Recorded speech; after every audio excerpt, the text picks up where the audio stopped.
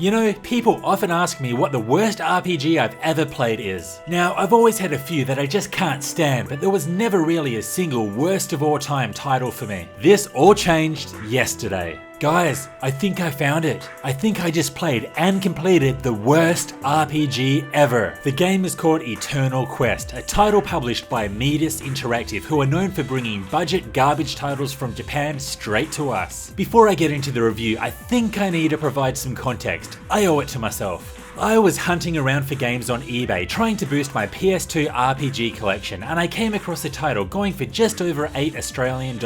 So I did a quick Google search for Eternal Quest, and after skimming through a few reviews, and there were literally only a few, I found that the general consensus was that it was a steaming pile of shit. At this point, most gamers would choose to close the window and back away, never to return. But I'm not most gamers. I was intrigued, so I hit the purchase button, and 2 weeks later, it unfortunately made its way to my doorstep. Let me know what your worst RPG ever is in the comments below. Alright, let's get on with the review.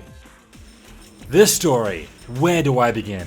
There's only one place to begin, and that's with the text introduction that sets the context of the game. To be honest, it went too fast and I couldn't read it, but upon rereading it, here's the gist of it. Apparently, there's a war between the Shogun Kagetora and King Hygo, which has plunged the world into starvation and plague. You are the champion of millions, ordered by Kagetora to wipe out the demons from a shrine, which is more like a never-ending dungeon. Yep, riveting stuff. Oh, did I mention that this waterfall of shitty text is the only story in the entire game? After this, you spent hours upon hours fighting through 50 random repetitive levels of dungeon only to defeat the final boss and get another waterfall of text that was way too fast for me to read. Spoiler alert, but who cares? You aren't going to play this. At the end of the game, the main character decides he wants to keep killing shit, which opens up the post-game, which is the main character taking on even more generic repetitive levels. How many levels are there, you ask? Well, considering that there is no documented case of how deep the rabbit hole goes, I would take a guess that it never ends, hence the title Eternal Quest. Personally, after the final boss at level 50, I whipped the game out of my PS2 faster than you can say this game is a turd, and buried it in the back of my PS2 collection to save me from embarrassment, you know, just in case someone else sees it.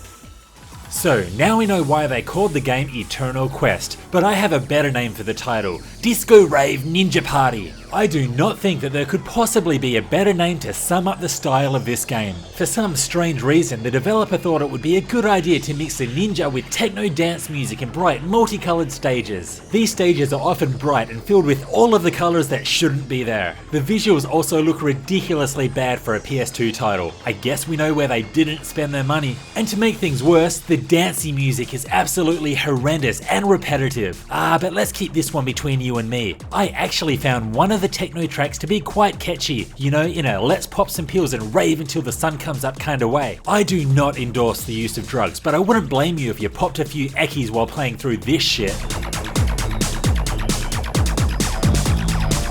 I mentioned before that there are 50 levels to work through. It kinda reminds me of a really bad version of The Binding of Isaac, where each level is randomly generated and you have to work your way down, and if you die, you have to start again from scratch, back to level 1 with all of your equipment lost. I had a really hard time coming to terms with this, considering that the monsters on the first level will kill you in a couple of attacks. I must have died about 10 times before I started avoiding enemies, hoping to find some new equipment. The difficulty at the start of the game is insane, and it's not just because the monsters hit hard, they also like to gang up on you, shatter your equipment in a single hit, or give you the plague, which will drain your hit points. This game would be near impossible if it wasn't for the fact that you can exploit the save system. Every time you reach a new level, save, reload, and if you die, or should I say when you die, just restart your game.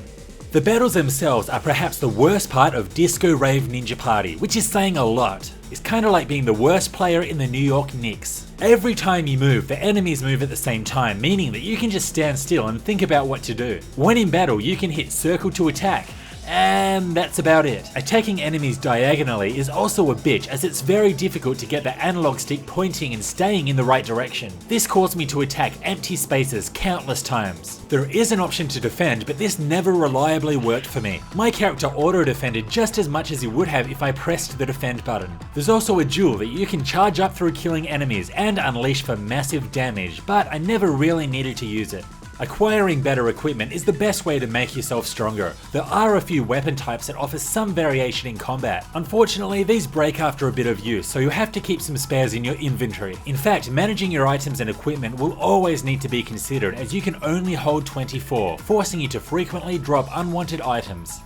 Variation is not a word that you would associate with this game. After about 2 hours of trekking through the dungeon, it will start to get very repetitive, and this isn't helped by the fact that there are very few monster types. Most are just pellet swaps of previous enemies with the exact same attack patterns. The only tiny bit of variation comes with the final boss, or should I say only boss, and even this fight feels like a chore.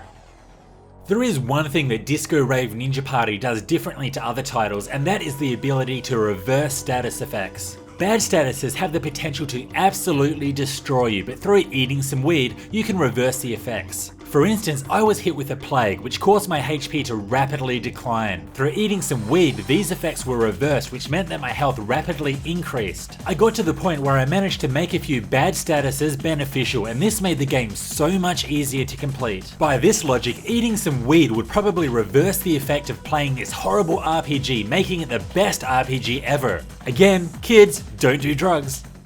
I don't know about you, but I am glad this review is over. It means that I can now retire the game, never to think about it again. To save myself the hassle of editing loads of little pros and cons, I'm going to say that Disco Rave Ninja Party does nothing right and everything wrong. Don't buy it, don't play it, don't think about it. You're welcome.